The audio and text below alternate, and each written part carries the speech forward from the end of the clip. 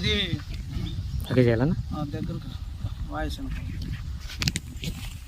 బోరంపాడు మండలం CPM party మండల కార్యదర్శి బత్తుల వెంకటేశ్వర్లు చెరువు సింగారం రైతులు పట్టా భూమి ఉన్నా కూడా పేరేనమ్మా తాటి కాసులమ్మ భూమి 2 ఎకరాలలో పత్తి పంట పూతకాయ ఉంది. పూతకాయ ఉన్నా కూడా ఇంత దారుణంగా పీకేసి అడవిలలో రొట్లల్లో మోపులు కట్టి పారేశారు. మొన్నేమో గోపాలపురం గ్రామంలో ఒక రైతు 2 ఎకరాలు పంట పీకేసి పత్తి అదే పని చేశారు.